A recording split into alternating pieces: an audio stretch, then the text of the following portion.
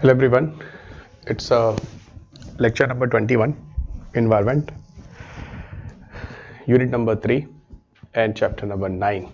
Okay, आगे बढ़ते हैं.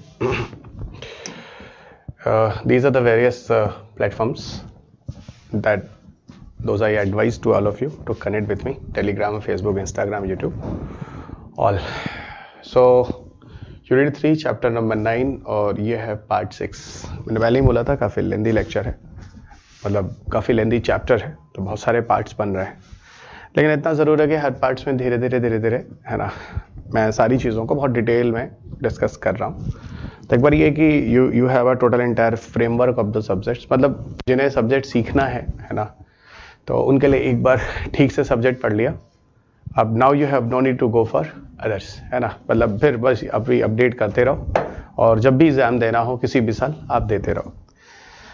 ठीक है, बहुत ज़्यादा लेक्चर्स अगर कल को भूल जाते हो तो you can go for the revise. 2-3 बार इसे रिवाइज कर लो, आपका काम हो जाता है.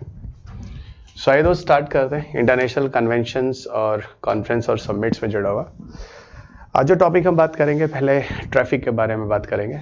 अब ये इतने सारे बॉडीज जो बने हैं उसमें से एक ट्रैफिक भी है. ट्रैफिक एक्चुअल में पहले तो नाम से ही अगर पकड़ो तो नाम से ही आपको फीचर मिल जाएगा. ट्रैफिक का मतलब क्या है?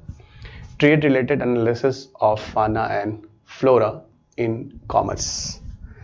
ओके, ऐसा होता है कि कमर्शियल पर्पस के लिए जो फ्लोरा और फाना यानी प्लांट्स और एनिमल्स जो होते हैं उनको कहीं ना कहीं इधर उधर एक कंट्री से दूसरे कंट्री ले जाया जाता है.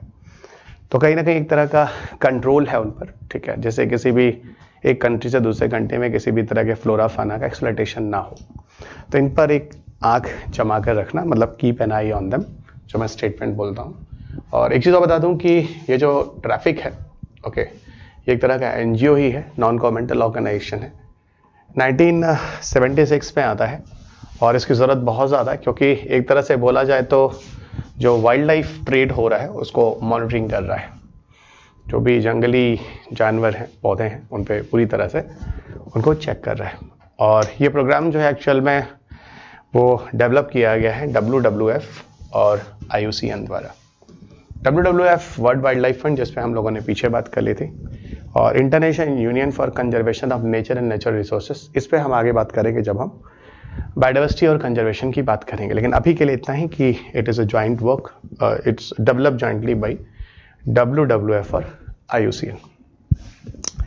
Traffic was introduce in India 1991, यानी भारत 1991 से ट्रैफिक को अपना रहा है. यानी हम भी जो इंटरनेशनल नियम कानून है उसको फॉलो कर, और जरूरी भी है. ठीक है, इसका ऑब्जेक्टिव्स क्या है तो पहले मैंने बता ही दिया. एक तरह से ऑर्गेनाइजेशन है और पूरी तरह से जो फ्लोरा एंड फाना है, जो भी वाइल्ड लाइफ फ्लोरा एंड फाना है, उसको पूरी तरह से मॉनिटर करना है. जैसे एक तरह से जो भी चीज़ें हों वो लीगल हों, है ना, इलीगल तरीके से न प्लांट्स ना एनिमल्स को इधर उधर किया जाए, क्योंकि कहीं ना कहीं ये चीज़ें इकोलॉजी वगैरह को डिस्टर्ब करती हैं. जैसे हम लोगों ने जब इकोलॉजी पढ़ा था, उससे पढ़ा था प्रोड्यूसर्स होते हैं, कंज्यूमर्स होते हैं, डिकम्पोजर्स होते हैं. तो किसी एरियाज़ में जो वाइल्ड लाइफ फ्लोरा फाना होता है वो वहाँ की इकोसिस्टम की स्टेबिलिटी के लिए ज़रूरी होते हैं. तो वही कह रहा है कि मतलब इस तरह की चीज़ों को बचाना है. इनके जो खतरे हैं, जो थ्रेट्स हैं, जो आगे चल के एग्जिस्टेंस जो अभी स्पीसीज का है ना, तो इनको जो खतरे डरा रहे हैं, ठीक है, उनको कंट्रोल करना है. अब बात होती है किस तरीके से काम करता है. तो ठीक है, अपने रिसर्च एनालिसिस करता है. ठीक है, उन पे कैसे क्या किया जाए, पूरी तरह से प्रैक्टिकल और इनोवेटिव सोल्यूशन निकालता है. और किस तरीके से ट्रेड ऑफ वाइल्ड लाइफ हो रहा है तो उसको सस्टेनेबल बना के रखा जाए. मतलब ऐसा भी ना हो कि पूरी तरह से एक्सप्लॉयटेशन ही हो रहा हो. सस्टेनेबल का मतलब होता है कि अगर हम ट्रेड कर भी रहे हैं तो एक लिमिट में चीज़ों को कर रहे हैं और कहीं भी हम इकोलॉजी या इन्वायरमेंट या उसके बैलेंस को डिस्टर्ब नहीं कर रहे हैं. ठीक है, तो आप ये ट्रैफिक का मतलब समझ रहे हैं सिंपल तरीके से. और डेफिनेटली अगर ये वाइल्ड लाइफ फंड का सपोर्ट है तो जो वर्ल्ड वाइल्ड लाइफ फंड जो है, जो सपोर्ट है, तो डेफिनेटली ये वही काम करेगा जो पीछे हमने WWF में पढ़ा था. आगे बात करेंगे बासेल कन्वेंशन के बारे में. देखो, बासेल कन्वेंशन वैसे भी UPSC में एक बार आया हुआ है और पुराने पैटर्न पे ये देखो तो मेंस में आया हुआ बासेल कन्वेंशंस. बासेल कन्वेंशंस का कुछ की पॉइंट है. मैं आपसे ही बोलूंगा कि कुछ की पॉइंट्स जो हैं, जो कीवर्ड्स हैं एक्चुअल में, जैसे बासेल कन्वेंशन के बाद एक और कन्वेंशन आपको मिलेगा, रॉटरडम कन्वेंशन. इसमें कुछ वर्ड्स हैं, कीवर्ड्स हैं, उन अगर कीवर्ड्स को याद रखोगे तो आप ये आसानी से गेस कर सकते हो एक्चुअल में ये क्या होते हैं। ठीक है, एक्चुअल में ये क्या होते हैं समझो। बसेल कन्वेंशन जो है एक्चुअल में इसका मेन पर्पस यही है to control transboundary movement of hazardous waste and disposal. ये लाइन याद, ये रट लो, हर किसी को बोलूंगा जो लोग मुझे सुन रहे हैं, है ना, इस लाइन को रट लो, control of transboundary movements of hazardous waste and disposal. बस इतना ही याद रखो, आपका काम हो जाएगा, बस इस कंसेप्ट को समझ लो। ठीक है, वो भी मैं समझा देता हूँ। बसेल कन्वेंशन एक्चुअल में 1989 में अडॉप्ट किया जाता है, फोर्स में आते आते इसे 3 साल लग जाते हैं। 1992 में फोर्स में, मैंने बोला था मिनिमम नंबर ऑफ कंट्री जब तैयार हो जाते तब कोई चीज आके फोर्स में आती है, तो 3 साल लग जाते हैं। इसका पूरी तरह से जो कारण है बसेल कन्वेंशन को लाने का कि जो हैजार्डस वेस्ट और उसके डिस्पोजल से एक कंट्री से दूसरे कंट्री में ना किए जाएं। ठीक है, अब होता क्या है, जैसे सुनते होगे आप लोग, हैती है या कोई गरीब कंट्रीज हैं, तो क्या करते हैं, जो डेवलप कंट्री होते हैं, रिच कंट्री होते हैं, इनके जो पॉल्यूशंस या पॉल्यूटेंट्स होते हैं वो ले जाकर उन कंट्रीज में डंप कर देते हैं, उन्हें बदले में कुछ पैसे भी दे देते हैं। तो इस तरह की जो चीज़ें ना, transboundary movement of hazardous waste and disposal ना, ये कहीं ना कहीं वहाँ के नेचर के लिए, वहाँ के इकोसिस्टम के लिए और यहाँ तक कि वहाँ के लोगों के लिए भी खतरनाक होता है। ठीक है, तो ये अब भाई गरीब कंट्री है, वो पैसा लेकर तो आपके किसी डेवलप कंट्री के वेस्ट को तो अपने डंप कर रहा है, लेकिन कहीं ना कहीं आप एक तरह से इकोसिस्टम को तो डिस्टर्ब कर रहे हैं ना। अब इंटरनेशनल लेवल पे एक बॉडी इस तरह की एक्टिविटी देखती है। अब इससे क्या होगा, अगर इस तरह की चीजें होंगी तो लोग अपने वेस्ट वगैरह को जो बना रहे होंगे उसकी फिर रिसाइकलिंग भी कर देंगे, उसको ले जाके, क्योंकि ईजी होता है कहीं दूसरे कंट्री में ले जाके डंप कर देना। ठीक है, बहुत सारे नियम आ गए, अंक्लास आ गया, बहुत सारे ऐसे इंटरनेशनल यूएन के कन्वेंशंस हैं जो कि समुद्र में डंपिंग को रोक रहे हैं आज, क्योंकि वो भी जरूरी है। ठीक है, तो ये कह रहे हैं इसका ऑब्जेक्टिव वही है कि जो ह्यूमन हेल्थ है और इन्वायरमेंट है उसको बचा के रखा जाए किसी डेंजरस वेस्ट के अगेंस्ट में। ओके, किसी डेंजरस वेस्ट के अगेंस्ट में, तो ये बहुत ज्यादा जरूरी है। ठीक है ना, ये बहुत ज्यादा जरूरी है। फाइन, तो जहां भी जब आप transboundary movement of hazardous waste and disposal करते हैं तो वह अलाउड नहीं है। अब जानते हो एक बहुत पहले एक न्यूज था, एग्जैक्टली मैं नहीं बता, शायद 2010 वर्ष के आसपास का न्यूज था। एक शिप भारत आया था, शायद फ्रेंच का शिप था, फ्रांस का, उसका नाम क्लेमेंचाउ करके था, गूगल करोगे तो मिल जाएगा। बस मैं इसका सपोर्ट में चीजें बता रहा हूँ, ये कोई ऐसा नहीं कोई करंट अफेयर्स का कोई टॉपिक है ना। तो क्लेमेंचाउ शिप जब आया भारत में तो ऐसा हो रहा था कि उसमें कुछ ऐसी चीज़ों से बना था जो जब हमारे कोस्टल एरियाज में पहुंचता, हमारे जो लेबर लोग होते उसको चीज़ों को लेते तो they will come under the effect of radiations, उससे कुछ रेडिएशंस और कुछ नुकसान हो सकते थे, या जिन चीज़ों से बना था वो चीज़ें खतरनाक थी। ठीक है ना, तो भारत सरकार ने उसको, भारत का जो ओशन वाली बाउंड्री होती है ना, शायद 12 नॉट्स या कितना के आसपास, तो उसी के बाहर हमने रोक दिया। ठीक है, अलाउड नहीं किया। फ्रांस कितना कहता रह गया, लेकिन हमने उसको एक्सेप्ट नहीं किया, और इसका फायदा भारत को मिला किसकी वजह से, बसेल कन्वेंशन की वजह से हमने सीधा उसको मना कर दिया। अब से जो फ्रांस यूरोपियन कंट्रीज को हम कैसे मना करें, इतने पावरफुल कंट्रीज होते हैं, लेकिन नियम कानून को फॉलो करने से, नियम तो सबके ऊपर अलाउ होता है ना, उसका फायदा हमें भी मिला, उसका फायदा हमें भी मिला। ये सारी चीजें हैं। तो कहीं ना कहीं अब इनकी एक कमेटी होगी, है ना, इन्वायरमेंटल फ्रेंडली चीजों को प्रमोट करते हैं, making a regulatory committee to monitor this. तो किस तरीके से चीजें हो रही हैं, इनकी एक्टिविटीज को वॉच करता है। तो मेरे ख्याल से I think you people understood very well what is बसेल कन्वेंशन। अब बात करते हैं रॉटरडम कन्वेंशन क्या होता है। देखो, रॉटरडम कन्वेंशन जो लाया गया खासतौर से, इसके पीछे जो था बसेल के ऊपर तो transboundary movement of hazardous waste and disposal. ठीक है, रॉटरडम के लिए भी मैं कुछ लाइन बोलूंगा जो that I suggest to everyone, जो रख लेना, प्रायर इन्फॉर्म कंसेंट, PIC, बस इसको याद रखना, आपका काम हो जाएगा। प्रायर इन्फॉर्म कंसेंट, ये कुछ कीवर्ड्स होते हैं जो अगर आपके दिमाग में है तो आपका आंसर कभी गलती नहीं होगा, उन कॉन्सेप्ट को सिर्फ बनाकर उसे लिख लो दोस्त। अब जैसे रॉटरडम कन्वेंशन में क्या है, प्रायर इन्फॉर्म कंसेंट मतलब पहले आप किसी को बता दीजिए अगर आप कोई ऐसी उल्टी सीधी चीजें कहीं किसी जगह से दूसरी जगह ले जा रहे हैं। असल में क्या होता है कि जैसे दुनिया में बहुत सारे कंट्रीज हैं, उनके यहाँ अलग अलग तरह के रिसर्च हुए हैं, अलग अलग चीजें प्रयोग में लाई गई हैं। ठीक है, जैसे भारत में किसी जमाने में एंडोसल्फान प्रयोग में लाते थे, काजू जो कैजू प्लांटेशन होते थे वहां के लिए, लेकिन वो बड़ा खतरनाक रहा, कई डिकेड्स तक उसका यूज किया गया, वहाँ के इकोसिस्टम के लिए खतरनाक रहा, आपकी बॉडी के अंदर है आपके लिए खतरनाक रहा, तो कभी खतरनाक रहा। और वो एंडोसल्फान जो है उससे काफ़ी जान माल का नुकसान भी हुआ, तो काफ़ी लोग केरला वगैरह में मरे, कासरगोड एक एरिया था ऐसा कहते हैं। तो एंडोसल्फान पे फिलहाल मैं बाद में भी थोड़ी सी बात करेंगे जब मिसलेनियस टॉपिक में आपको पढ़ाऊंगा, उस वाले लेक्चर में आपको मिलेगा एंडोसल्फान। तो अब एंडोसल्फान इंटरनेशनल लेवल पे बड़ा खतरनाक हो गया। अब जैसे मस्टर्ड गैस है, मतलब मैं ये कहना चाह रहा हूं ऐसे केमिकल्स, हजार्डस वेस्ट वगैरह, ओके, इनकी एक लिस्टिंग इसमें कर दी गई। रॉटरडम कन्वेंशन में तो प्रॉपर उनकी लिस्टिंग भी है, किस तरह की चीजें आपको न ले आनी है न ले जानी है, ठीक है। और अगर मान लो कुछ इस तरह की चीजें कर भी रहे हैं तो आपको you should have to inform them, मतलब प्रायर इन्फॉर्म कंसेंट। अब ये आपकी जिम्मेदारी है कि आप उसके पूरे इंफॉर्मेशन दें कि ये चीज़ का इतना नुकसान होता है, मेरे कंट्री में इतना हुआ है, किस कंपोजिशन में क्या चीज़ें मिलाई गई थी, A to Z सब कुछ आपको बताना होगा, ठीक है। अब इसके बाद सामने वाला कंट्री चीज़ों को ले रहा है या नहीं ले रहा है, ऐसा नहीं कि आप चोरी छुपे ये बता दें कि चीज़ बहुत अच्छी है, कीड़ों को मार देती है, उसको किसी ने ले लिया, उसके यहाँ पता चला कीड़े तो मरे मरे, इंसान भी मर गए, पेड़ पौधे बर्बाद हो गए, इकोसिस्टम बर्बाद हो गया। तो वही बात करें कि प्रायर इन्फॉर्म कंसेंट करना जरूरी है। और फिर मैं बता रहा हूँ, रॉटरडम कन्वेंशन के अंदर आप जाओ, उसके जो कन्वेंशंस के अपने वेबसाइट्स हैं, तो बहुत सारे केमिकल्स के नाम भी लिखे हैं, लेकिन आपको केमिकल्स के नाम नहीं जाना है। और कुछ करंट मान लो आ गया किसी साल, तो वो करंट अपडेट्स वाली क्लास में आपको मिल ही जाएगा, ठीक है, चलेगा। तो I think you people understood very well. फिलहाल 2004 से ये फोर्स में आता है, ठीक है। और सही बात है, लीगली बाइंडिंग ऑब्लिगेशंस, ऐसी चीजें तो बाध्य हैं, आपको करना ही करना है, क्योंकि यहाँ पे इस तरह के ऑप्शंस आपको नहीं दिए जा सकते हैं, छूट की किसी भी तरह की गुंजाइश। आगे चलते हैं, एक बड़ा अच्छा सा डिस्कशन है जिसपे पीछे हम लोगों ने काफी देर से बात किया था। बार बार IPCC करके एक इंटर गवर्नमेंटल पैनल और क्लाइमेट चेंज करके एक नाम बार बार आ रहा था, और उसी IPCC पे थोड़ा सा डिस्कशन करते हैं, थोड़ा डिटेल में डिस्कशन करते हैं। वैसे भी इसका एक असेसमेंट रिपोर्ट है, असेसमेंट रिपोर्ट 6। असेसमेंट रिपोर्ट 6 में क्या चीजें आई हैं जो पीछे के अपडेट्स में रहे हैं, वहां तक हम पहुंचेंगे। और असेसमेंट रिपोर्ट कुल कितने आए हैं, क्या हुए हैं, कब कब आए हैं, थोड़ा सा एक झांकी, एक इंफॉर्मेशन भी छोटा सा आपको देता चलूंगा। तो will talk about IPCC। IPCC का पूरा नाम है inter government panel on climate change. तो intergovernmental panel on climate change. देखो IPCC लाता कौन है, तो आप याद करो जब मैंने आपको UNEP पढ़ाया था, तो मैंने कहा कि 1908 जब UNEP में पढ़ाया, तो मैंने UNEP में पहले ही बता दिया था कि 1988 में UNEP और वर्ल्ड मेट्रोलॉजिकल ऑर्गेनाइजेशन दोनों के कंट्रीब्यूशन से IPCC लाया गया।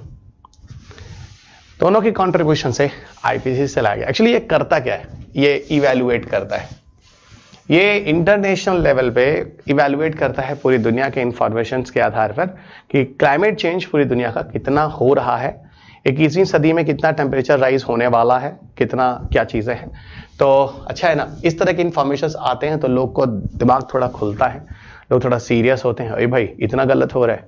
अनजाने में तो हम लोग बहुत सारे पोल्यूशंस कर रहे हैं, बहुत लोग जान के भी कर रहे हैं, लेकिन अल्टीमेटली इसका क्या प्रमाण क्या रिजल्ट होने वाला है, IPCC टाइम टू टाइम लोगों को अपडेट करता रहता है। और इसीलिए जब हम UNFCCC की मीटिंग में जाते हैं, कहीं REDD की बात कर लो, किसी भी जगह बात कर लो, है ना, हर जगह पे कहीं ना कहीं इस इशू को लेकर सामने रखा जाता है।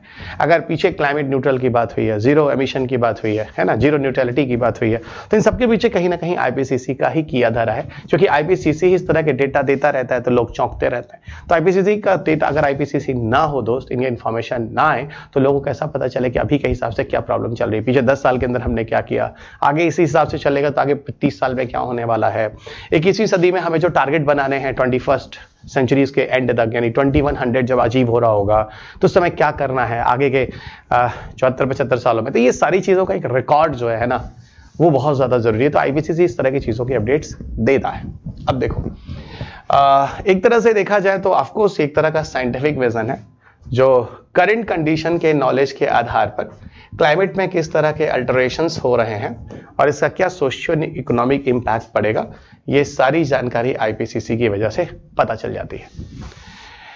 इवन एक बात बता दूं, ये कोई रिसर्च प्लेटफॉर्म नहीं है, ठीक है, it's not any research platform, है ना, ये कोई रिसर्च नहीं है, कोई शोध नहीं करता है, ठीक है, ये कहीं से जाके किसी तरह का कोई क्लाइमेट वगैरह में कोई स्क्रूटिनी वगैरह नहीं करता है, ठीक है, फाइन। लेकिन हाँ, जो एनालिसिस करता है, जिस हिसाब से डेटा वेटा इसके पास होते हैं, रिसर्च नहीं करता, डेटा वेटा इसके पास होते हैं, उसकी एनालिसिस करके ये अपने रिपोर्ट पब्लिश कर देता है और उस रिपोर्ट को दुनिया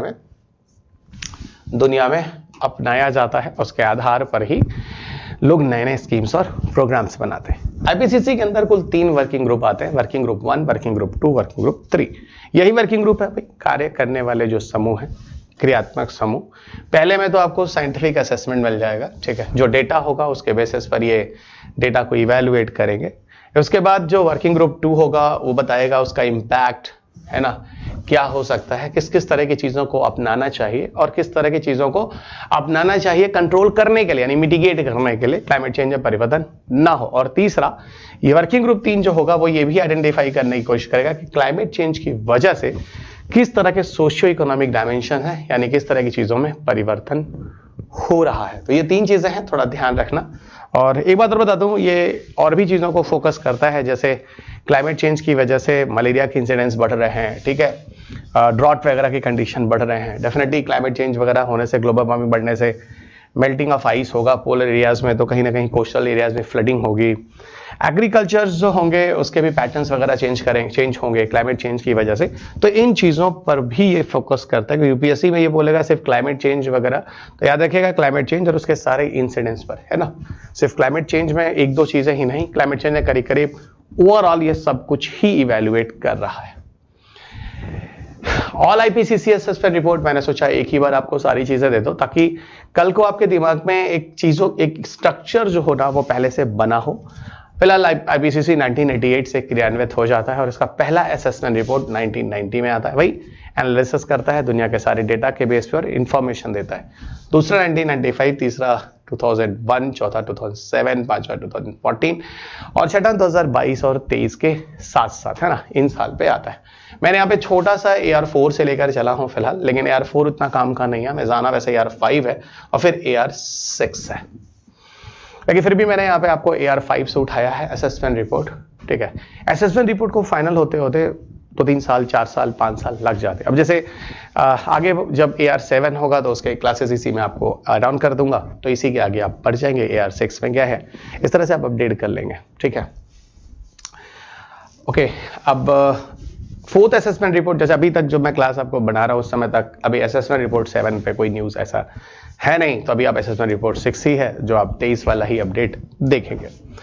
फोर्थ असेसमेंट रिपोर्ट ये कहता है कि भाई देखो 2007 is projected increase in the global warming, है ना, जो 2007 में आया था। इन्होंने बोला कि 21st सेंचुरी में जो ग्लोबल मीन टेम्परेचर होगा वो 1.1 से 6.4 डिग्री सेल्सियस तक बढ़ने का खतरा है। बताओ, यानी जिस हिसाब से ग्लोबल वार्मिंग और चीजें हो रही हैं, क्लाइमेट चेंज किया जा रहा है, इसकी वजह से जो इम्पैक्ट होगा वो 1.1 डिग्री से लेकर लगभग 6.4 डिग्री सेल्सियस तक का ग्लोबल मीन टेम्परेचर बढ़ने जा रहा है। तो बहुत खतरनाक चीज है, ठीक है, बहुत ज्यादा ही खतरनाक चीज है। अब इसको कम करना होगा। फिर आगे चल के क्या होता है, अच्छा ये फिर दुनिया में फिर आगे चीजें हो रही हैं, उसको कंट्रोल करने की बात चल रही है। ऐसा करते करते जब अगला रिपोर्ट पब्लिश होता है AR5 रिपोर्ट, तो क्या नए अपडेट्स आते हैं। AI5 रिपोर्ट जो आता है वो 2014 में आता है। फिफ्थ असेसमेंट रिपोर्ट होता है, ठीक है। अब फिफ्थ असेसमेंट रिपोर्ट में देखना क्लाइमेट चेंज का क्या इंफॉर्मेशन आ रहा है। ये साफ साफ कह रहा है कि देखो ऐसा है, अगर हम जिस तरीके से चल रहे हैं, यानी पिछले 5-6 सालों के अंदर जो ये रिपोर्ट था उसका अगला रिपोर्ट आने के जो 5-6 साल का गैप हो जाता है करीब करीब, डिपेंड करता है। 21st सेंचुरी में हमारा जो ग्लोबल मीन एटमॉस्फेरिक टेम्परेचर है, ठीक है, लिखा हुआ है mean rise in global temperature could be more than 4 degree Celsius above what they were in the pre industrialised areas. समझे, है ना, खतरनाक चीज है कि लगभग 4 डिग्री सेल्सियस, लगभग है ना 4.1। ये मैं आपको पीछे भी बताया था कि असेसमेंट रिपोर्ट 5 का यही था कि लगभग 4.1 डिग्री सेल्सियस के आसपास टेम्परेचर जो है वो बढ़ रहा है। इसका मतलब दुनिया में जो लोग हैं वो बहुत ज्यादा इसको सीरियस नहीं ले रहे हैं, जबकि इसको कहाँ लाना है आपको बताया था मैंने, 2 डिग्री सेल्सियस के बढ़ने से नीचे। और अभी क्या रिपोर्ट आ रहा है कि 4 डिग्री सेल्सियस से ज्यादा बढ़ने वाला है, 2 के नीचे लाना है। इस तरह ग्रीन हाउस गैस एमिशन तो कम करना है, 2 के नीचे लाना है और फिर धीरे धीरे आगे चलकर उसको 0 तक पहुंचा देना है, ठीक है। तो वही बात यहाँ पे हो रही है, क्या चल रहा है। अब यहाँ पे इन्होंने कुछ डेटा भी बताया, कुछ इन्फॉर्मेशन भी दिया। इन्होंने कहा कि अगर हमको बिलो 2 डिग्री सेल्सियस पे रखना है, जैसा अभी तो लग रहा है कि भाई मोर देन 4 डिग्री सेल्सियस बढ़ने वाला है, ठीक है, 21st सेंचुरी तक। अगर हमको बिलो 2 डिग्री सेल्सियस रखना है तो क्या करना होगा, in 2050 need to be 40 to 70% lower than 2010 level, ठीक है ना। यानी 2010 के स्तर का जो भी ग्रीन हाउस गैस एमिशन चीजें होती है उसको 40 to 70% तक हमें कम करना होगा। और इस तरह करते करते धीरे धीरे धीरे हम लोग 2100 तक आते आते 0 के नीचे आ जाएंगे, मतलब टेम्परेचर राइज होगा, एकदम खत्म हो जाएगा। और प्री इंडस्ट्रियलाइज के पहले की जो कंडीशन होगी, भाई प्री इंडस्ट्रियलाइज मतलब इंडस्ट्री के पहले भाई वो जो कंडीशन थी उस कंडीशन तक हम पहुंच जाएंगे। यानी सब कुछ इन्वायरमेंट या नेचर या पूरी इकोलॉजी वैसी हो जाएगी जब पोल्यूशन शुरू हुआ था उसके पहले की अवस्था, यानी सब कुछ नेचुरल कंडीशंस में आ चुका होगा। ठीक है, नेचुरल कंडीशंस में आ चुका होगा। तो ये असेसमेंट रिपोर्ट 5 था। असेसमेंट रिपोर्ट 5 इसलिए जानना जरूरी है कि असेसमेंट रिपोर्ट 6 के पीछे क्या चीजें बोली जाती, तब आप बोलोगे कि अच्छा असेसमेंट रिपोर्ट 6 में क्या चीज बेहतर हुए हैं या क्या चीजें खराब हुई हैं, इसलिए AR5 आपको जानना जरूरी था। अब आपको लिए चलते हैं AR6, थोड़ा इसमें टाइम लेंगे, आराम से चलेंगे। AR6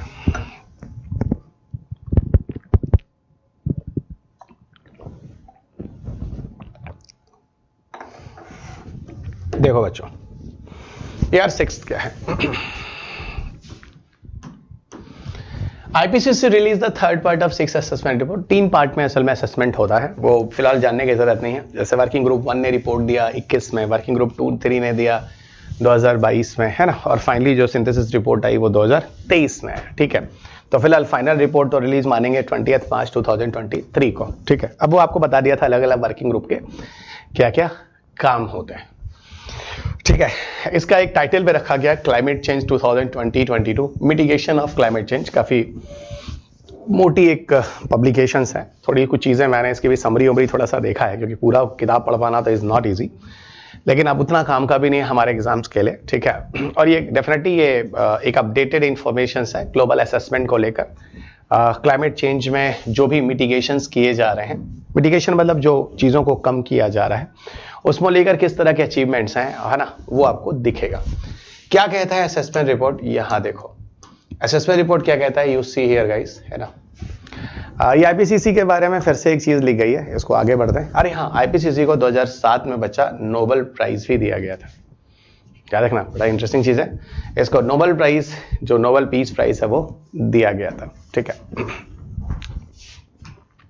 और ये मैंने आपको पहले ही बोला, एक तरह का रिपोर्ट बनाता है, स्पेशल रिपोर्ट होता है जो क्लाइमेट चेंज से जुड़े हुए ज्ञान देता है दुनिया वालों को।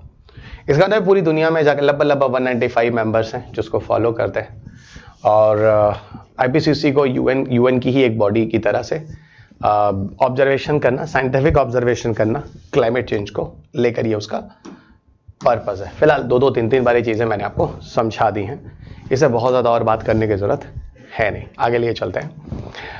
अब देखो आईपीसीसी में क्या बोला जा रहा है, क्या आ रहा है, देखो mitigation targets for achieving climate goals as per IPCC AR6।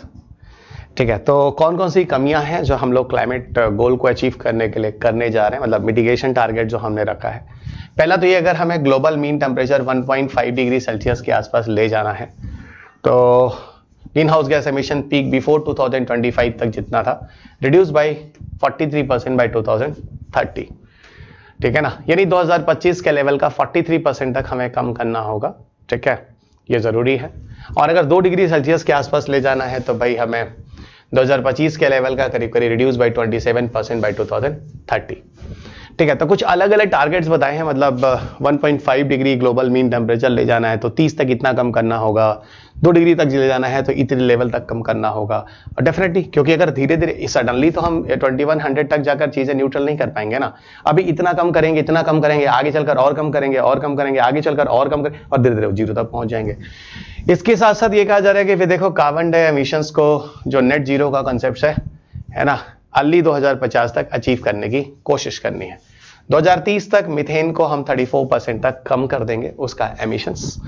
और अगला कह रहा है कि अगर इस तरह के टारगेट्स रखते हैं, ठीक है, तो नेट जीरो को एमिशंस को अर्ली 2070 तक अचीव कर लेंगे। यानी अगर इस तरह के टारगेट रखते हैं तो नेट जीरो को 2050 तक अचीव करना आसान होगा, और इस तरह के टारगेट रखते हैं तो नेट जीरो को 2070 तक अचीव करना आसान होगा। ठीक है, तो ये इसके सपोर्ट में इंफॉर्मेशन वैसे लिखा गया है, और ये इसके सपोर्ट में इंफॉर्मेशन लिखा गया है।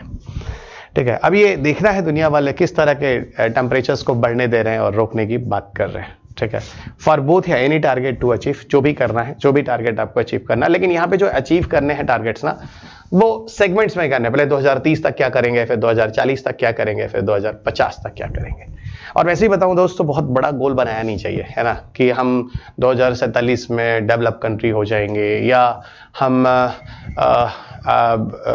6 साल बाद हम बहुत बड़े दुनिया के रईस आदमी होंगे। ऐसा नहीं होता, ऐसा नहीं होता। छोटे टारगेट्स रहने चाहिए। जैसे कुछ बच्चे हैं कि साल भर में ऐसी प्रिपरेशन करेंगे, यूपीएससी की आईएएस निकल जाएगा। अगर आप साल भर के चक्कर में है तो फिर 4 महीने आप पढ़ ही नहीं रहे, क्योंकि साल भर है ना आपके पास।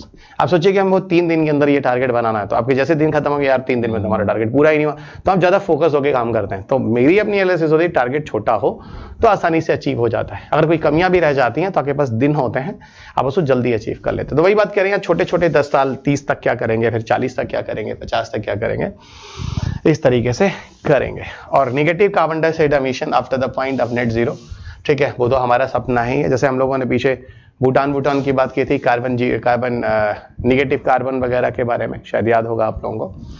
तो देखते हैं निगेटिव कार्बन डाइऑक्साइड हमारा जो सपना है ये सपना ही रह जाएगा, या कभी पहले जीरो पे पहुंचे तो कार्बन नेट जीरो पर, उसके बाद निगेटिव कार्बन की तरफ। चलो ये देखो, यहाँ पे कुछ फाइंडिंग्स हैं और ऑब्जर्वेशंस हैं जो रिपोर्ट्स के थ्रू पता चले हैं। जैसे 2010 और 19 के बीच में जो एमिशन ट्रेंड आ रहा है, अगर anthropogenic green house gas emission लगातार बढ़ता रहा है, ठीक है, मतलब इस 10 साल मतलब एक डिकेड्स के अंदर लगातार ग्रीन हाउस गैस एमिशन बढ़ा ही है, ठीक है।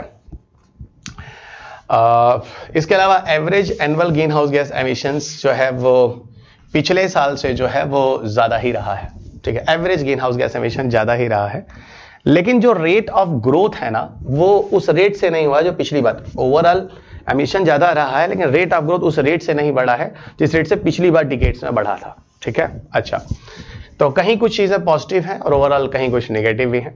एटलीस्ट 18 कंट्रीज सस्टेन कर रहे हैं green house gas emission reductions के लिए फॉर लॉन्गर देन 10 ईयर्स। और ये कहा जा रहा है कि लीस्ट डेवलप कंट्रीज जो हैं इनके रिजल्ट्स बड़े अच्छे आ रहे हैं, और स्मॉल आइलैंड डेवलपिंग स्टेट्स जो हैं इनका पर कैपिटा एमिशन अगर देखा जाए तो काफी कम है। पर कैपिटा एमिशन मतलब कि दुनिया का जो एवरेज है उनमें से, दुनिया में जो ग्रीन हाउस गैस एमिशन उसका अगर एवरेज निकाला जाए, मतलब पॉपुलेशन से डिवाइड कर दिया जाए, तो पर कैपिटा आ रहा है वो काफी कम है। ये दुनिया में काफी अच्छे कंडीशंस में, और आपको ये एरियाज जो है जैसे least develop countries, small island countries, ये बेटर रिजल्ट्स दे रहे हैं, ठीक है। इसके अलावा global mean temperature, global warming को 3.2 degree by 2100 without a standing of the policies, ये कहा जा रहा है। यानी कहने का अगर हम कोई भी पॉलिसी, कोई भी नियम कानून न बनाएं, जैसे चीजें चल रही हैं ऐसे छोड़ दें, तो average mean temperature 3.2 degree Celsius के आसपास तक बढ़ने की बात कही जा रही है 21st सेंचुरी तक, यानी 2100 तक। तो देखिए इसकी जो की फाइंडिंग्स है ये मैंने आपको बता दिया। 1 2 3 4 कहीं कुछ होता है तो थोड़ा सेफ रहिएगा। अब यहाँ आपको लिए चलते हैं different sector wise green house gas emissions क्या हो रहा है, ठीक है। जो पीछे का रिपोर्ट था 2019 ही था, लेकिन कोई बात नहीं, आप कहोगे सर 2025-26 में आकर आप इस तरह की बातें कर रहे हैं, 19 का रिपोर्ट नहीं है आज तक, कभी आएगा तो आप देख लीजिए। और ऐसा कौन सा है कि बहुत ज्यादा डेटा इस चीज में चेंज हो जाएगा। सबसे ज्यादा मैं आपको बार बार बोलता था, एनर्जी सेक्टर ये दुनिया में सबसे ज्यादा ग्रीन हाउस गैस एमिशंस कर रहे हैं, क्लाइमेट चेंज के लिए जिम्मेदार है। नंबर 2 इंडस्ट्रियल पर्पसेस है, नंबर 3 एग्रीकल्चर फॉरेस्ट है, नंबर 4 ट्रांसपोर्ट है, और बिल्डिंग कंस्ट्रक्शन है।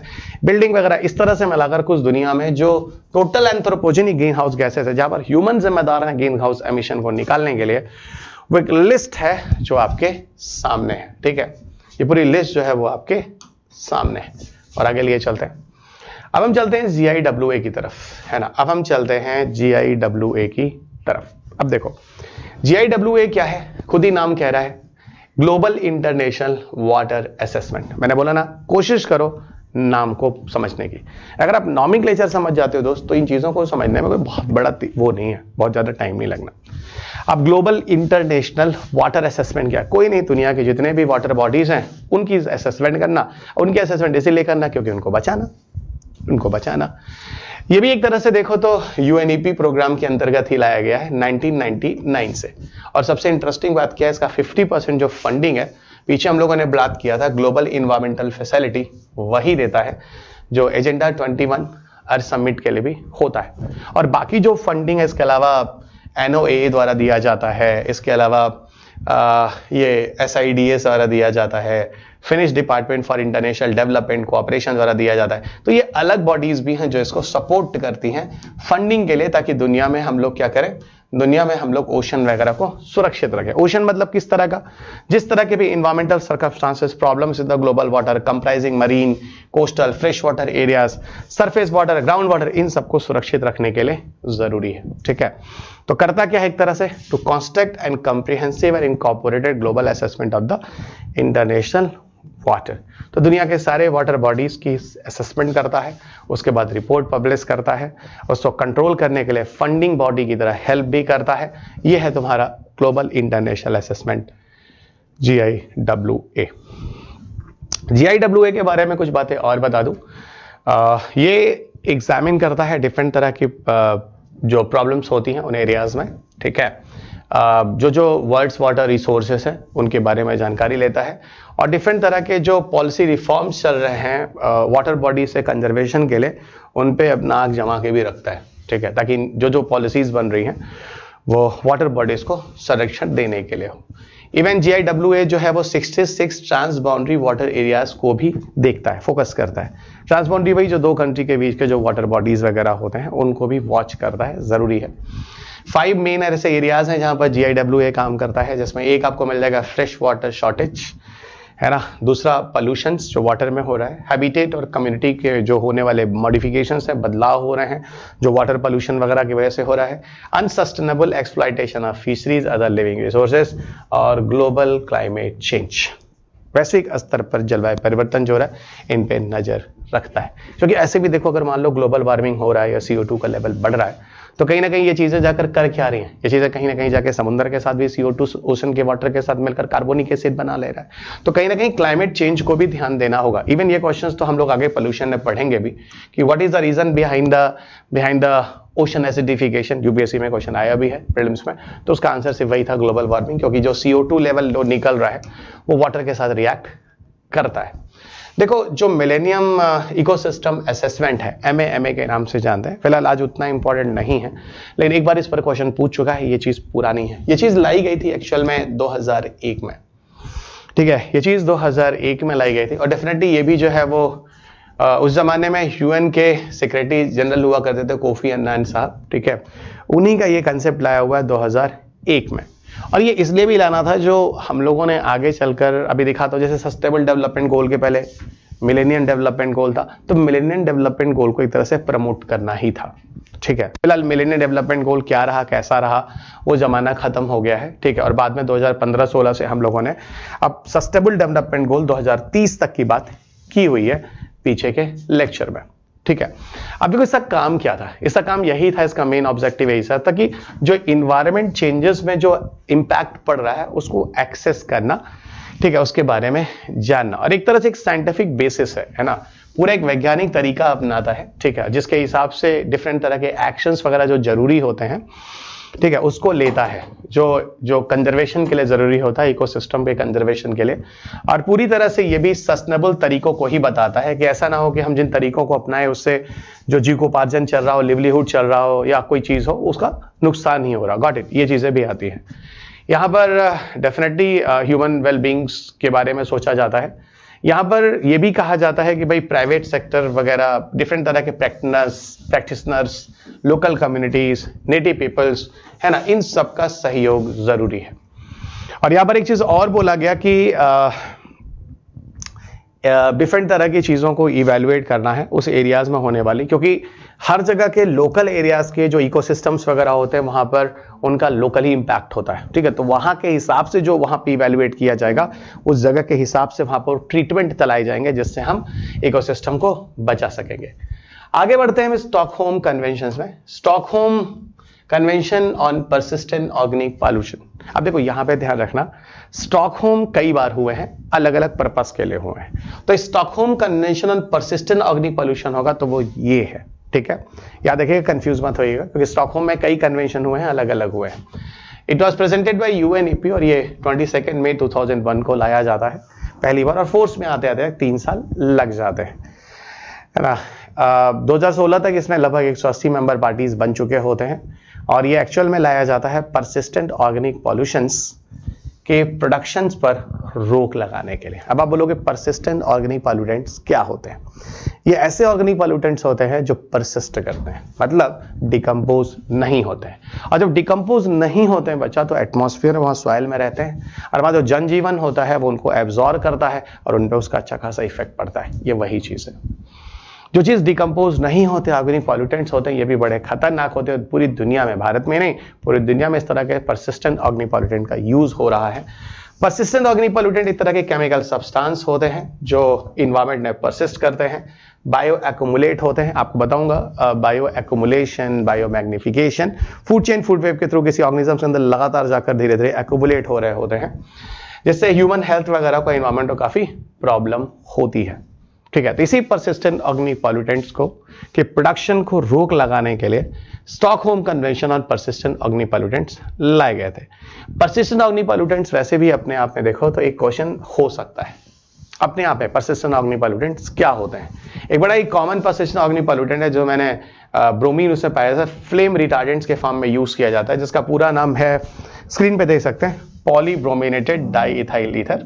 ठीक है, जिसके रोग के लिए काफी बातचीत हुई थी। ठीक है, it's one of the example जो मैंने लाया हूं, जो कि इंटरनेशनल लेवल पे बड़ा पॉपुलर रहा किसी जमाने में, तो मुझे लगा एक बेस एग्जांपल लेकर इस कॉन्सेप्ट को समझाया जाता है। ध्यान रखना ये फ्लेम रिटार्डेंट होता है, फ्लेम मतलब वो आग वाग बुझाने टाइप वाला फ्लेम्स, पॉलीब्रोमिनेटेड डाईइथाइल ईथर। अच्छा, परसिस्टेंट ऑर्गेनिक पॉल्यूटेंट्स क्या होते हैं, मैंने आपको पहले ही बोल दिया, ये कभी डिकम्पोज नहीं होते, डू नॉट गेट डिकम्पोज्ड किसी भी केमिकल, बायोलॉजिकल, किसी भी प्रोसेस से कर लो, है ना, या लाइट, सनलाइट के प्रेजेंस में भी वो टूटते नहीं है जमीन में अगर हो तो, और ये वहां पर रह जाते हैं इन्वायरमेंट पर, लंबे समय के लिए रुकते हैं और ये टिश्यूज वगैरह में जाके इकट्ठा हो जाते हैं, और यही सब कहीं ना कहीं कैंसर का कारण बनते हैं आगे चल के। कहते हैं ना, हम लोग भी तो रोज पे कुछ ना कुछ पेस्टिसाइड्स वगैरह खा रहे होते हैं, धीरे धीरे बॉडी के अंदर एक्यूमुलेट होता है। इसलिए कहते हैं ना, एंटीऑक्सीडेंट्स लो, पानी पियो, है ना, जितना करोगे बॉडी में यूरिन के रास्ते सारे के सारे टॉक्सिक सब्सटेंसेस बाहर निकलते हैं। तो this is the about the Stockholm against the persistent organic pollutants. और आगे लिए चलते हैं, अब हम चलते हैं GCCA पर, है ना, ये भी इंपॉर्टेंट है, GCCA, रिमेंबर गाइस। तो GCCA भी बहुत इंपॉर्टेंट टॉपिक है। इसमें देखो ग्लोबल क्लाइमेट चेंज अलायंस के नाम से जानते हैं।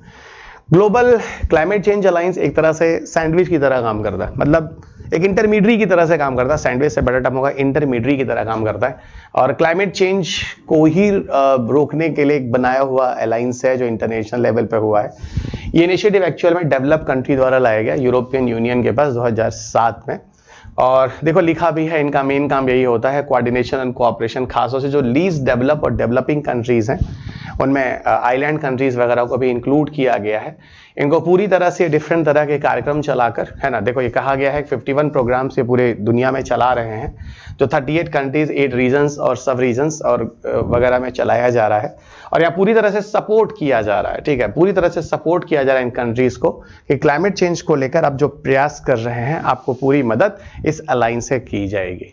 मतलब जैसे एक होता है ना, एक कोई चीज लाई जा रही है, जैसे मान लो सरकार अपनी तरफ से वृद्धाश्रम खोल रही है, बहुत सारे प्राइवेट लोग भी अपना वृद्धाश्रम खोल रहे हैं, तो इंटरनेशनल लेवल पे भी तो प्रयास हो रहा है, और कुछ अलायंस ग्रुप अपना पर्सनली कुछ कंट्री मिलकर। पर वैसे भी आपको बताऊं, यूरोप जो होता है उसके पास पैसा बहुत है, तो वो सपोर्ट बहुत, जैसे साइंस एंड टेक में मैं बार बार बताता हूं, जो भी कोई रिसर्च होता है बड़े लेवल पर, उसमें यूरोप का बड़ा इंपॉर्टेंट होता है। भैया तुम पार्ट में बन जाओगे तो पैसा वाला प्रॉब्लम तो आधा हमारा सॉल्व हो जाएगा, और किसी भी रिसर्च और डेवलपमेंट के लिए पैसा चाहिए, क्योंकि लैब सेटअप करने में अच्छा खासा पैसा लगेगा, है कि नहीं। तो वही बात मैं यहाँ पे कह रहा हूं, इन चीजों को जरा समझना। ठीक है, अब यहाँ पे यही जो make sure that the poor developing countries most susceptible to the climate change, ये अलायंस उनको हेल्प करेगा।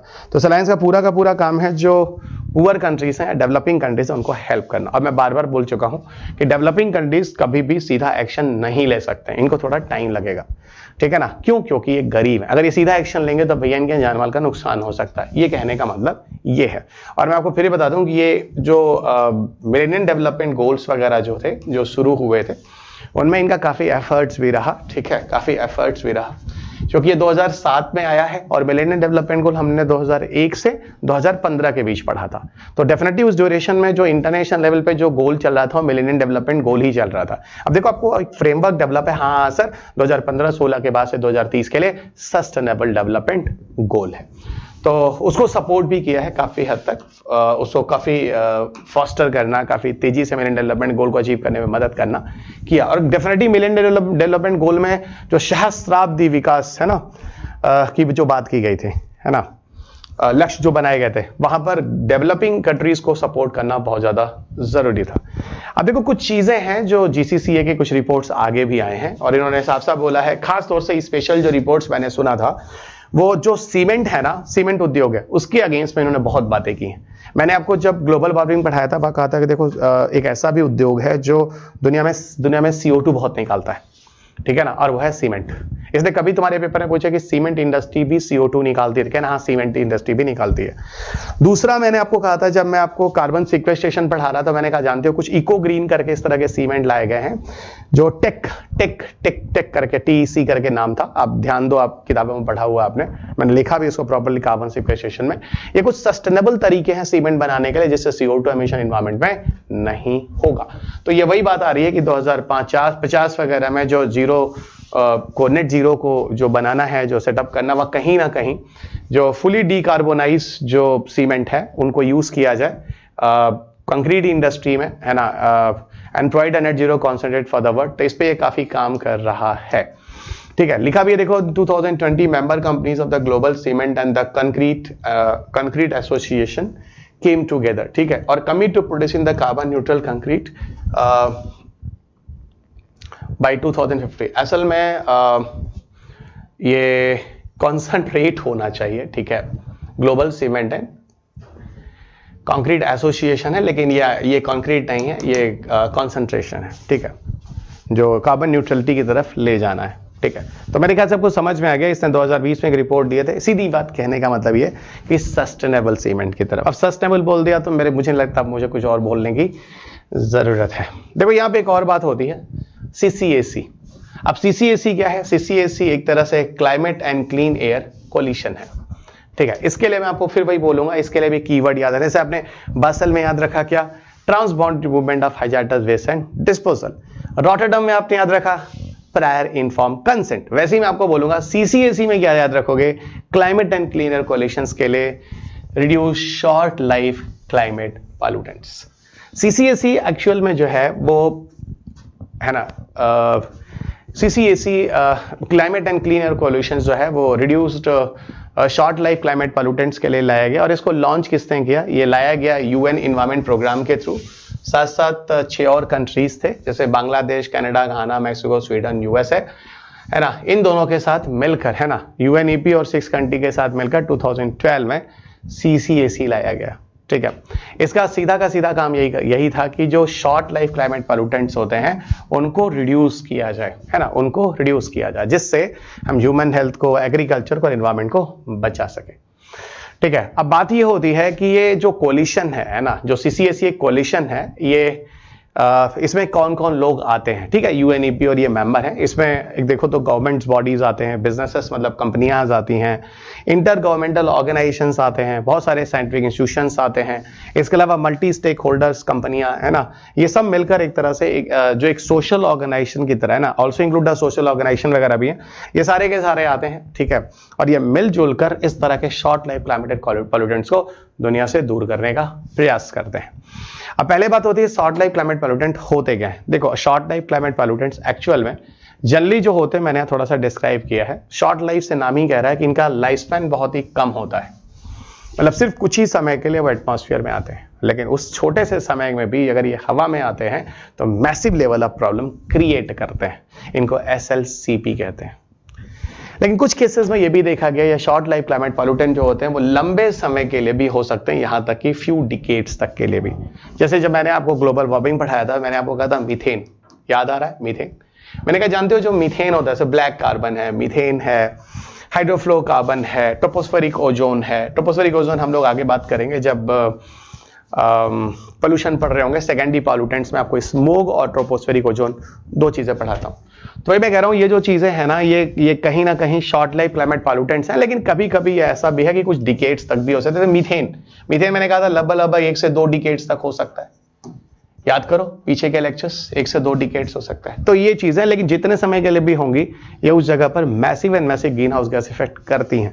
तो इन चीजों पे थोड़ा सा ध्यान देना। और एक काम याद रखना, इनके एग्जाम्पल याद रखना, क्या बताएं इनमें से कौन कौन से SLCP हैं, शॉर्ट लाइफ क्लाइमेट पॉल्यूटेंट्स है। तो भैया black carbon, brown carbon, blue carbon, green carbon, ये चारों भी आपको पॉल्यूशन में पढ़ाऊंगा, घबराओ नहीं, मुझे पता है। जबकि पीछे ब्लू कार्बन UPSC ने क्वेश्चन पूछा हुआ है, और ये मेरी आदत है, किसी भी टॉपिक को मैं छोड़ता नहीं हूं, बहुत बारीकी के साथ कवर करता हूं। और आपको बताऊं, जो यहां पर जो क्लासेस ले रहा हूं ना, ये ज्यादा इसलिए मेरे को फायदेमंद हो जाता है। यहां पर मुझे किसी कोचिंग इंस्टीट्यूशन में ना कोई शॉर्टेज ऑफ टाइम नहीं होता। भैया बढ़िया से रिकॉर्डिंग कर करके बच्चों को पढ़ाओ, किसी टॉपिक पे कोई कमी नहीं होती है। कोचिंग इंस्टीट्यूशंस में एक तरह का एक रेस्ट्रिक्शंस होता है कि भैया 700 घंटे में पूरी जीएस खत्म होती है, तो वहां पे मैं 60 घंटे 50 घंटे आपको इन्वायरमेंट थोड़ी ना पढ़ा सकता हूँ, 70 घंटे 80 घंटे, जहां यहाँ पर कोई नहीं है, पढ़ाते जाओ पढ़ाते जाओ पढ़ाते जाओ, जितना आप पढ़ाओगे चीजों के साथ डिस्कशन करोगे बच्चों के साथ उतना ही प्रॉब्लम्स कम होती हैं, ठीक है। इसीलिए मैंने कहा एक बार जितने भी सब्जेक्ट है ना पहले बढ़िया से सीख लो, history polity economy geography science है ना, उसके बाद चलो अपना करंट्स लेते चलो और पढ़ते चलो, फिर इन्हीं चीजों को एक बार इतने अच्छे से कर लो कि बस इसी के आगे करंट अपडेट्स करते रहो, इन्हीं वीडियोस को बार बार सुनते रहो, किताब के पेजेस पलटते रहो, नए अपडेट्स करते रहो, ठीक है। मतलब अगर देखा जाए तो यूपीएससी इज वेरी इजी अगर आपको समझ में आ जाए कि कितना स्टैटिक में हम कर डालें बढ़िया से अच्छे तरीके से, और स्टैटिक के साथ कहां कहां क्या अपडेट्स होते हैं उसको जोड़ना आ जाए, बस हर विषय में यही है। साइंस और एनवायरनमेंट में तो जैसे मुझे समझ आता है ये हो गया, इसका यहाँ करंट जोड़ते चले जाओ, कहानी खत्म, ठीक है। अच्छा, अब ऑब्जेक्टिव्स क्या है? ऑब्जेक्टिव यही है भाई, शॉर्ट लाइफ होता है, क्लाइमेट पोल्यूशंस करते हैं, ये आपके एग्जांपल्स हैं, और इसके तरीके यही हैं कि हम लोग क्लीन फ्यूल टेक्नोलॉजी को लाएं, ठीक है ना, डिफरेंट तरह के साइंटिफिक रिसर्च इंस्टीट्यूशन वगैरह एक दूसरे के साथ नई टेक्नोलॉजी वगैरह शेयर करें, है ना। टेक्नोलॉजी ट्रांसफर बहुत ज़्यादा ज़रूरी है, डेवलप कंट्री अच्छी टेक्नोलॉजी बनाएं, बाकियों को दें क्योंकि उनका रिसर्च एंड डेवलपमेंट ज़्यादा अच्छा है।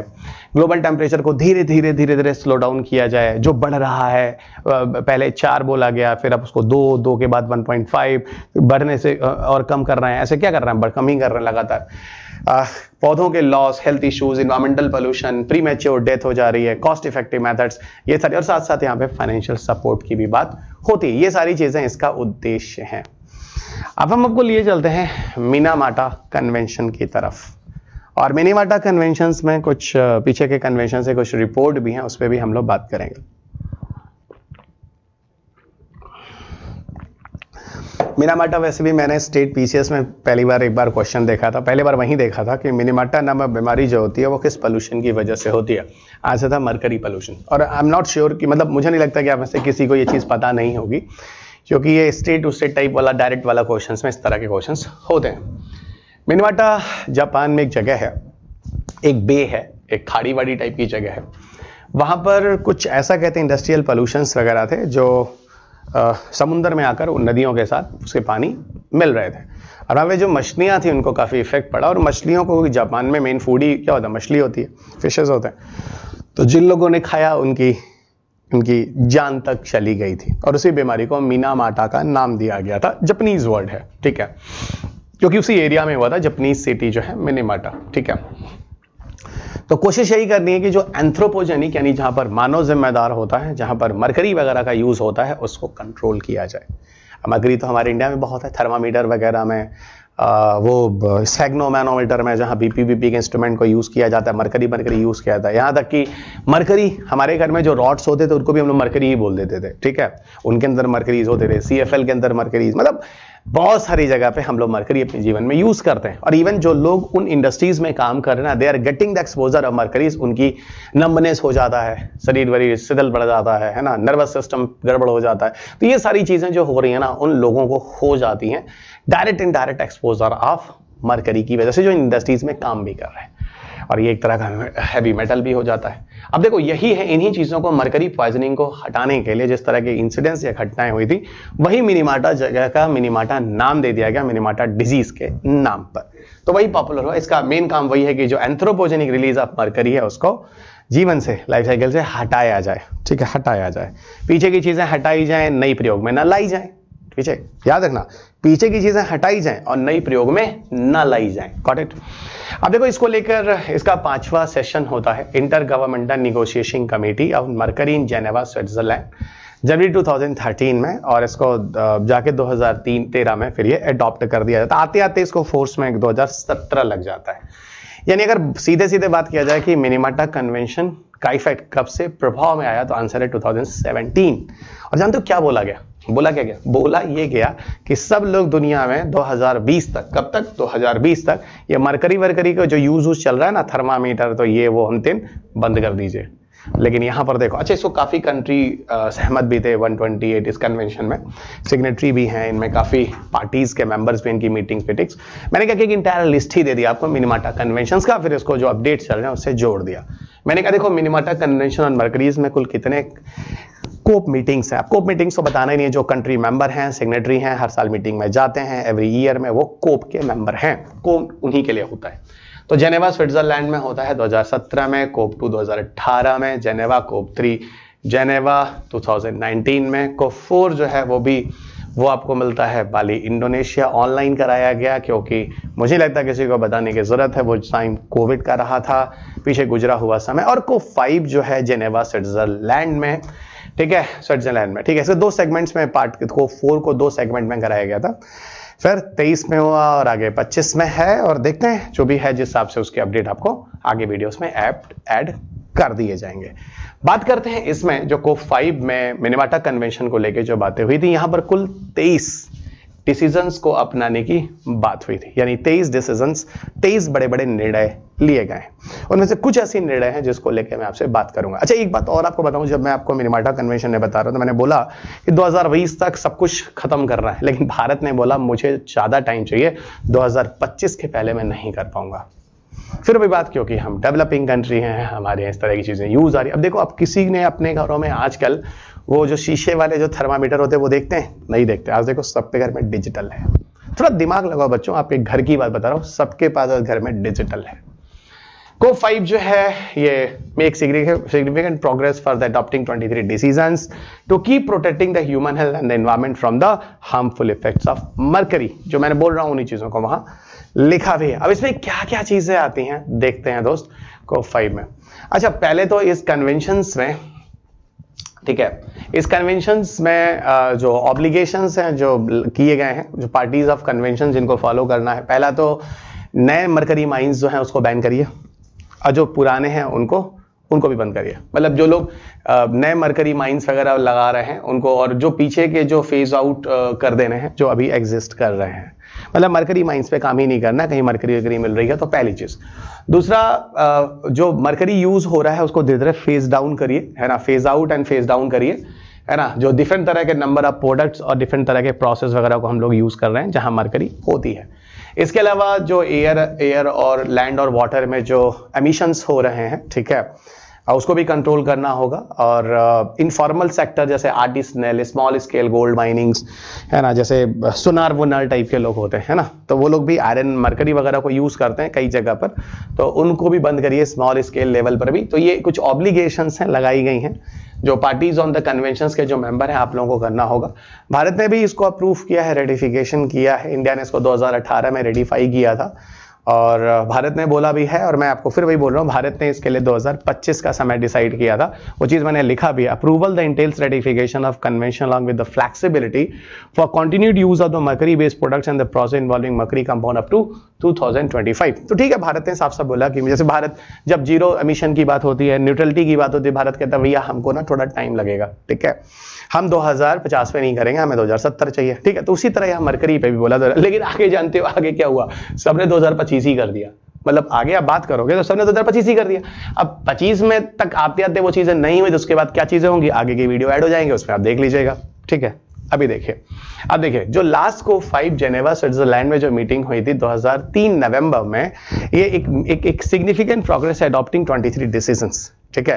23 ऐसे निर्णय हैं जो यहाँ पर अडॉप्ट किए। ये इसका इंपॉर्टेंट पार्ट है, adopting 23 decisions is the main core area of the work of this COP 5 Geneva Switzerland meeting and then 3 November 2023, है ना। और ये खास तौर से ये इसीलिए अपनाया गया ताकि जो हेल्थ है और एनवायरमेंट है, जहां मरकरी की वजह से हार्मफुल इफेक्ट होता है, उसको हम बचा सके, गॉट इट, बचा सके। अब यहाँ बात करते हैं, parties define the new dates, है ना, to phase out the mercury added products, है ना, जहां पर कॉस्मेटिक्स में जो मरकरी यूज की जा रही है। देखो क्या क्या कह रहा है, कॉस्मेटिक्स में वगैरह में जो हम लोग यूज कर रहे हैं, मरकरी को हटाया जाए, मिलाना, है ना, और मरकरी वेस्ट को थ्रेशोल्ड लेवल पे लाया जाए, तो मतलब कि न्यूनतम स्तर पे लाया जाए, ठीक है। जो मरकरी वगैरह के जो वेस्ट है उसको मिनिमम स्तर तक लाया जाए। आप पॉइंट्स पढ़िए जो उनमें 23 डिसीजन, उनमें क्या क्या चीज बोलो, कह रहे हैं कि दांत वांत में ना, जब दांत वांत में भरता है, भराई वराई करते हैं, क्या क्या भरते हैं, वहां पर भी कुछ तरह की चीजें लाई जाती हैं, 2025 तक हटाओ इनको। कॉस्मेटिक्स में भी मरकरी को हटाओ 2025 तक। मैंने क्या बोला था, आगे चलकर जो 2020 था ना, वो लोग भी 2025 कर लिए। भारत भी अपने आप से बोला था 2025 मुझे लगेगा। देखो वही चीजें आपको आगे दिख रही है। Reduce and eliminate the mercury artisanal small scale gold mining. मैंने क्या बोला, सोनार वनार जो कर रहे हैं इनको हटाओ, ये लोग भी हटाओ, तुम लोग 2025 तक फेज आउट कर देना है। यूरिथेन है ना, जो कि मरकरी वगैरह के कैटलिस्ट के रूप में यूज किया जाता है, उनको भी खत्म करो। अरे रे रे, एक मिनट, उनको भी खत्म करो। इसके अलावा ये बोला गया कि after 7 years of negotiations, of course after 7 years of negotiation 2017-18 तक ये फोर्स में आता है, ठीक है। अब ये बोला जा रहा है कि mercury is the threshold for the waste contaminated with the mercury और मरकरी कंपाउंड, यानी इनको पार्टीज तैयार हो जाती है कि 15 मिलीग्राम पर kilogram total concentration of mercury as a threshold for the waste, मतलब न्यूनतम स्तर जो अभी बोला गया वो यही बोला गया पर किलोग्राम के कॉन्सेंट्रेशन में कोई उस तरह का वेस्ट है जिनमें लगभग 15 मिलीग्राम तक है, तो यहां तक एक थ्रेशोल्ड लेवल हम कह सकते हैं। इसके ऊपर कहेंगे कि आप बड़े लेवल तक जाए, मतलब इससे ज्यादा नहीं होना चाहिए। अगर कहीं पर कुछ आ भी रहा है और धीरे धीरे धीरे धीरे हम लोग शून्य की तरफ चले जाएंगे, तो एक थ्रेशोल्ड लेवल पे मरकरी को बोला गया कि मतलब इतने लेवल तक आइए, ठीक है, ठीक है, चलेगा। अब मरकरी पॉल्यूशन से क्या क्या होता है, अब मरकरी पॉल्यूशन के क्या क्या सोर्सेज होते हैं, फिलहाल ये पॉल्यूशन का भी टॉपिक है, इवन पॉल्यूशन का ही टॉपिक है, ठीक है। अब ग्लोबल और यूबिक्विटस मेटल है, मरकरी को हर जगह यूज किया जा रहा है, नेचर में ही पाया जाता है, और आज जीवन में जितनी भी बहुत सारी चीजें हम लोग मरकरी का यूज कर रहे हैं, पीछे आपने एग्जाम्पल देख ही लिया। एटमॉस्फेयर में, सॉइल में, वाटर में, हर जगह जो मरकरी आती है इसके सोर्स क्या है, तो पहला हो गया जो कोयला वोयला किसी पावर प्लांट से जलता है, वहां पे भी मरकरी होती है। जो वेस्ट होता है किसी इंडस्ट्री या मेडिकल प्रोडक्ट्स का, जैसे बैटरी वगैरह होता है, उसमें भी मरकरी होती है। मेजरिंग डिवाइसेस, थर्मामीटर, बैरोमीटर, इनमें भी मरकरी होती है। इसके अलावा एक्सट्रैक्शन ऑफ मिनरल्स में, गोल्ड्स वगैरह को एक्सट्रैक्ट करने में, इलेक्ट्रिक स्विचेस में, डिफरेंट तरह के इक्विपमेंट्स में, यहाँ तक कि CFL बल्ब्स में जो रॉड्स या लाइट लैंप्स होते थे उनमें भी मरकरी होती है। ये मैंने आपको कुछ एग्जांपल्स बोले about the source of mercury, जहां से होकर मरकरी फिर हमारे जीवन में आते हैं, ठीक है, ह्यूमन के अंदर या फिर एनवायरमेंट में, वो सारी चीजें। अब इनसे हार्मफुल इफेक्ट्स क्या होता है, तो मरकरी पॉल्यूशन में आपको फिलहाल यहीं पे पढ़ा देता हूं, आगे पॉल्यूशन में मुझे ज्यादा टाइम नहीं लगेगा। तो एक तो according to WHO mercury is consider one of the top 10 hazardous chemical of the major public health concern, जो WHO का रिपोर्ट आया है। दूसरा ये कि भाई ये बायो एक्यूमुलेट्स हो जाते हैं, क्योंकि ये डिकम्पोज नहीं होते हैं, तो किसी फूड चेन के थ्रू आपकी बॉडी के अंदर भी आते हैं, पौधे के अंदर जाके बढ़ते रहते हैं। ये आपके नर्वस सिस्टम को, डाइजेस्टिव सिस्टम को, इम्यून सिस्टम को, लंग्स को, किडनी को, स्किन को, आंख को प्रॉब्लम क्रिएट करते हैं। इसके अलावा देखो कुछ स्मॉल अमाउंट्स में अगर देखा जाए मरकरी एक्सपोजर, ये भी हमारे लिए सीरियस हेल्थ प्रॉब्लम क्रिएट करता है। मतलब छोटे से अमाउंट में मरकरी आ जाए तो चाइल्ड वगैरह को देखो, उनकी जीवन के लिए खतरा है। बच्चों से अगर मरकरी के एक्सपोजर में आते हैं तो स्किन रैशेस हो जाते हैं, डर्मेटाइटिस, स्किन पे लाल लाल चत्ते पड़ जाते हैं। मरकरी एक ऐसा, अच्छा मरकरी की प्रॉपर्टी वैसे फिजिक्स में आपको पता होगी, नॉर्मल टेम्परेचर पे भी ये देखो क्या होता है, ये एक नॉर्मल मेटालिक एलिमेंट होता है जो लिक्विड होता है स्टैंडर्ड कंडीशन में फॉर टेम्परेचर एंड प्रेशर। तो ये चीज आपको मरकरी के बारे में है। आगे आपको लिए चलते हैं इंटरनेशनल वेलिंग कमीशन, IWC। इंटरनेशनल वेलिंग कमीशन क्या है जरा समझो, ठीक है। इंटरनेशनल वेलिंग कमीशन क्या है, देखो इंटरनेशनल वेलिंग कमीशन एक तरह से इंटर गवर्नमेंटल ऑर्गेनाइजेशन है, कुछ नहीं, वेल मछली की सुरक्षा के लिए भी एक कमीशन बना हुआ है, यही मैं आपको बता रहा हूं, ठीक है। इंटर गवर्नमेंटल ऑर्गेनाइजेशन है, वेल मछली को कंट्रोल करना है, ठीक है, उनको बचाना है, उनको रेगुलेट करना है। ये फाउंड होता है 1946 में, 2 दिसंबर, बड़ा अच्छा दिन है, मेरा बर्थडे भी है ना, तो इसलिए मुझे याद रहता है इंटरनेशनल वेलिंग कमीशन का दिन भी, ठीक है। ऑल मेंबर कंट्रीज जो IWC के हैं वो इसके सिग्नेटरी कंट्रीज ही हैं, ठीक है, सब लोग एग्री कर रहे हैं जितने भी मेंबर हैं। एग्जिस्टिंग मेंबरशिप अराउंड 88 गवर्नमेंट्स हैं, मतलब पार्टीज हैं टोटल, इससे मेंबर हैं। इंडिया ने भी इंटरनेशनल वेलिंग कमीशन को 1981 से अडॉप्ट कर लिया है, जहां पर भारत भी वेल कंजर्वेशन के लिए काम कर रहा है, क्योंकि इंडस ओशन में भी बच्चा है ना, हिंद महासागर में भी वेल मछली होते हैं, और पता है दुनिया में 2 ही वेल सेंचुरीज भी हैं, उसमें से एक हमारा इंडस ओशन ही है। तो भारत को तो बनना ही बनना है, इसमें कुछ सोचना ही नहीं है, ठीक है। This organisation has been active against the commercial whaling, यानी वेल मछलियों के कॉमर्शियल पर्पस के लिए यूज नहीं करना है, ऐसा कहते हैं। इनसे कुछ कैंसर वैंसर की दवाइयां बनती हैं, इनके बहुत सारे मेडिसिनल यूज भी हैं, तो इसलिए भी वेल मछली को लोग पकड़ते हैं, मारते हैं। 1986 में एक मोरेटोरियम ऑन कमर्शियल वेलिंग के अडॉप्ट किया गया था, जहां पर बैन कर दिया गया था वेल मछली को पकड़ना। 47 तक आते आते देखो सदर्न ओशन वेल सेंचुरी है ना, जो अंटार्कटिका में है, वो था जहां पर इंटरनेशनल वेलिंग कमीशन ने कमर्शियल वेलिंग को बैन कर दिया। और आज दुनिया में 2 ही जगह ऐसे हैं जहां पर वेल सेंचुरीज हैं, एक तो हमारा इंडस ओशन, दूसरा सदर्न ओशन, जिसको आप अंटार्कटिका ओशन भी कह सकते हैं। सो वेल मछली की सुरक्षा के लिए ये चीजें हुई हैं। आगे आपको लिए चलते हैं food and agricultural organisation FAO। देखो FAO भी एक UN बेस्ड ऑर्गेनाइजेशन है जो 1945 में लाया गया। इसका हेडक्वार्टर है रोम, इटली। और हाँ, 16 अक्टूबर को हम लोग वर्ल्ड फूड डे भी मनाते हैं। ओके, विश्व खाद्य दिवस है ना, खाद खाने वाला भोजन दिवस है ना। ये डे जो है वो एक तरह से FAO की जो एनिवर्सरी है ना उसी दिन सेलिब्रेट करते हैं। ठीक है, टोटल 195 मेंबर्स इसके मेंबर हैं, प्लस माइनस तो कंट्रीज आप देख ही लेते हैं। 3 ऐसे मेन गोल हैं जो फूड एंड एग्रीकल्चरल ऑर्गेनाइजेशंस के होते हैं। क्या क्या है? एक तो हंगर, फूड इनसिक्योरिटी और माल न्यूट्रिशन को खत्म करना दुनिया से, पॉवर्टी दूर करना, गरीबी को हटाना बहुत ज़्यादा ज़रूरी है। ठीक है, sustainable management and utilization of natural resources, जो भी हमारे प्रकृति में चीज़ें हैं उनको सस्टेनेबल तरीके से यूज़ किया जाए, ना कि उनका एक्सप्लॉयटेशन किया जाए।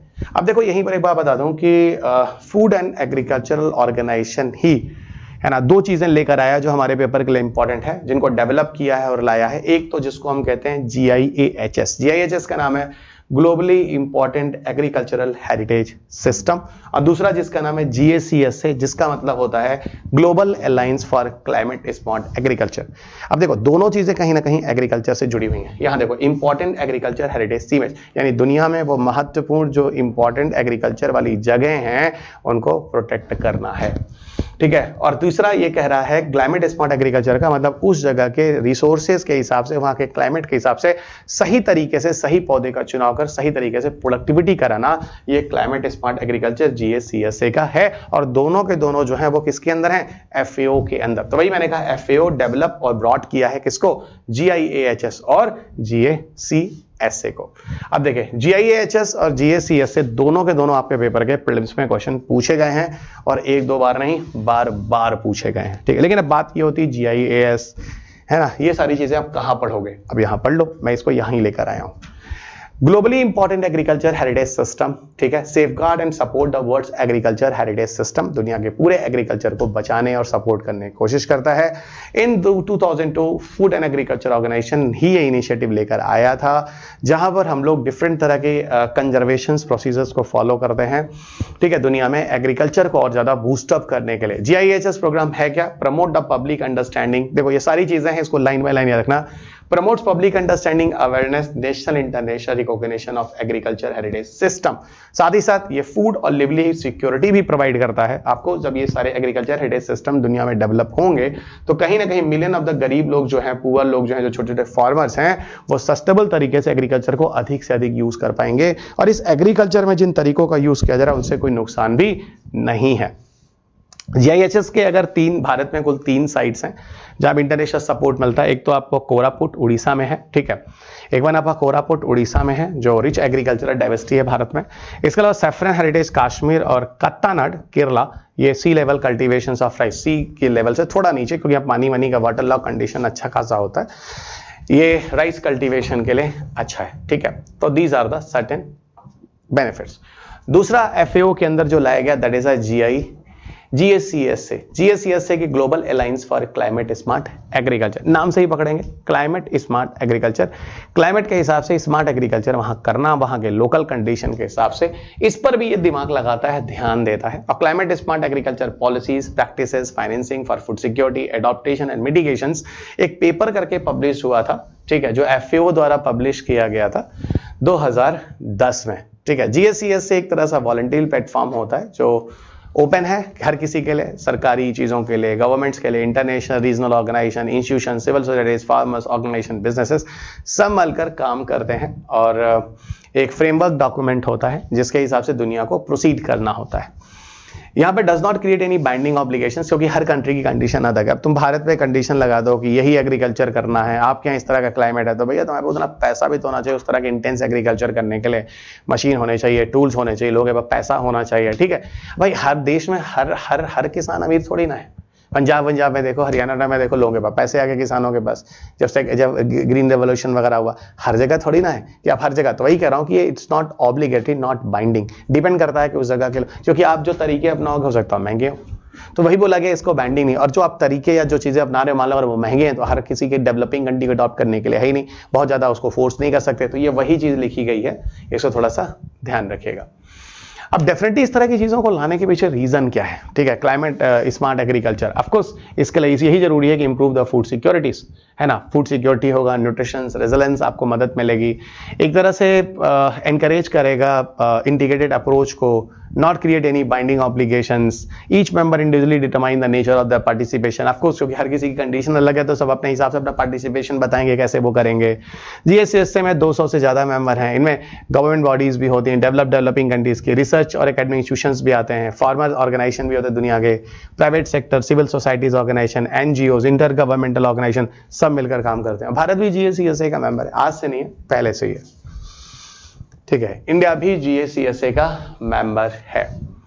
अगले टॉपिक पे आपको लिए चलते हैं, वर्ल्ड हेरिटेज कन्वेंशन। याद रखना जब हम बायोडाइवर्सिटी और कंजर्वेशन की बात करेंगे तो वहां पर हम लोग national park, sanctuaries, biosphere reserve, hotspot, उसके साथ वहां पर वर्ल्ड हेरिटेज साइट्स के बारे में भी बात करेंगे। अब दुनिया में वर्ल्ड हेरिटेज साइट्स को डिसाइड करना, उनको उनका कंजर्वेशन करना, सुरक्षा करना, ये जिम्मेदारी है वर्ल्ड हेरिटेज कन्वेंशन की। ये जिम्मेदारी किसकी है? ये जिम्मेदारी है वर्ल्ड हेरिटेज कन्वेंशंस की। तो कैसे वर्ल्ड हेरिटेज कन्वेंशन क्या क्या काम करता है बात करेंगे।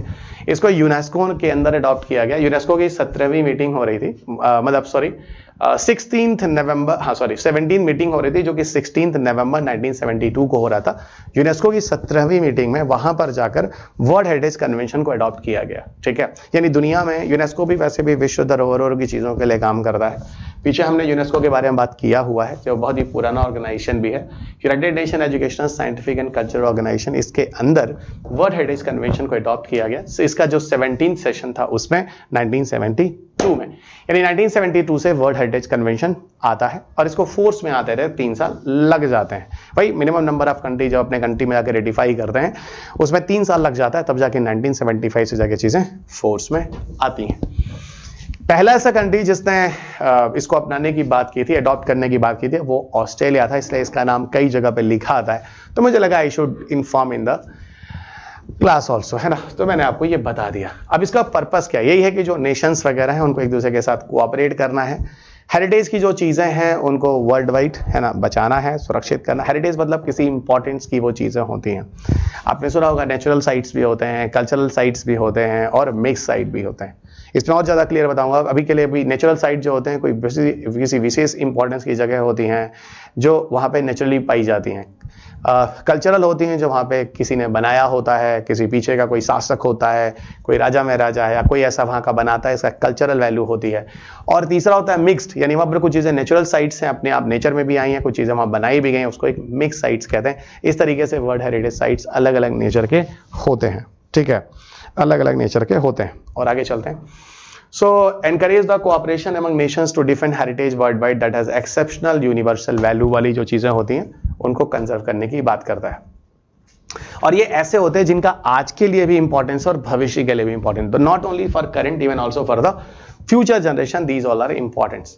कन्वेंशन एग्री करता है, किसी आइडेंटिफाई करता है, प्रोटेक्ट करता है, कंजर्व करता है, present the world heritage properties, ये उसका वर्ल्ड हेरिटेज कन्वेंशन का काम है। अब वर्ल्ड हेरिटेज कन्वेंशंस को मैनेज करने के लिए कमेटी बनी हुई है। भाई कमेटी के ही डिसीजंस होंगे और कमेटी जो होता है वैसे मीट्स ईयरली, हर साल ही मीटिंग करते हैं और 21 मेंबर होते हैं जो इसके मेंबर होते हैं। इन्हीं स्टेट्स के जो वर्ल्ड हेरिटेज कन्वेंशन के मेंबर होते हैं उन्हीं में से 21 मेंबर इसके सदस्य होते हैं जो इसके डिसीजन वगैरह लेते हैं। अब देखो कौन कौन सी कमेटी के डिसीजन होते हैं, देखना अच्छा क्वेश्चन है। एक तो inscription of new properties of world heritage list, सुनते हो गए ना, समय के साथ एक नया वर्ल्ड हेरिटेज लिस्ट भारत का वर्ल्ड हेरिटेज लिस्ट के अंदर ले लिया गया, तो ये इसी का डिसीजन होता है। उसके बेसिस पर कोई भी कन्वेंशन, कोई भी साइट्स जो होता है नेचुरल कल्चरल मिक्स, इसके अंदर ले लिया जाता है दुनिया में, मतलब इंटरनेशनल लेवल पर। और जब इंटरनेशनल लेवल पे हो जाता है तो ज्यादा पॉपुलर हो जाता है। इंटरनेशनल की कमेटी होती है, इंटरनेशनल लेवल पे फंडिंग होती है, वो उसको पूरा मैनेज करते हैं।